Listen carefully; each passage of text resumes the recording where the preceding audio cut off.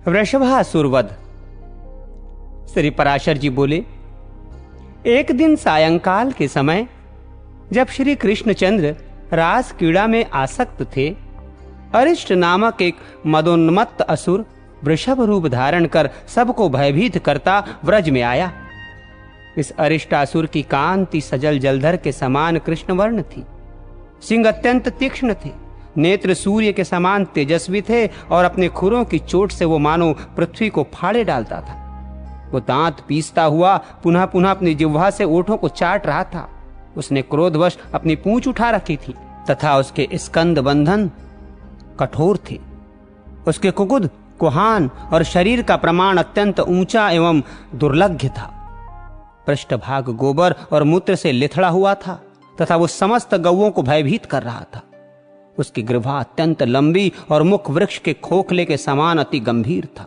वो वृषभ रूपधारी दैत्य गौओं के गर्भों को गिराता हुआ और तपस्वियों को मारता हुआ सदा वन में विचरा करता था। तब उस अति भयानक नेत्रों वाले दैत्य को देखकर गोप और गोपांगनाएं भयभीत होकर कृष्ण कृष्ण पुकारने लगीं। उनका शब्द सुनकर श्री केशव ने घोर सिंहनाद किया और ताली बजाई। उसे सुनते ही वो श्री दामोदर की ओर फिरा। दुरात्मा वृषभासुर आगे को सिंह करके तथा कृष्णचंद्र की कुक्षी में दृष्टि लगाकर उनकी ओर दौड़ा, किंतु महाबली कृष्ण वृषभासुर को अपनी ओर आता देख अवहेलना से लीला पूर्वक मुस्कुराते हुए उस स्थान से विचलित न हुए। निकट आने पर श्री मधुसूदन ने उसे इस प्रकार पकड़ लिया जैसे ग्राह किसी क्षुद्र जीव को पकड़ लेता है, तथा सिंह पकड़ने से अचल हुई उस दैत्य की कोख में घुटने से प्रहार किया। इस प्रकार सिंह पकड़े हुए उस दैत्य का दर्प भंग कर भगवान ने अरिष्टासुर की ग्रीवा को गिले वस्त्र के समान मरोड़ दिया।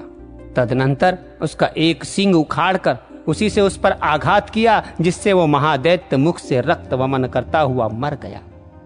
जंब के मरने पर जैसे देवताओं ने इंद्र की स्तुति की थी, उसी प्रकार अरिष्टासुर के मरने पर गोपगण श्री जनार्दन की प्रशंसा करने लगे।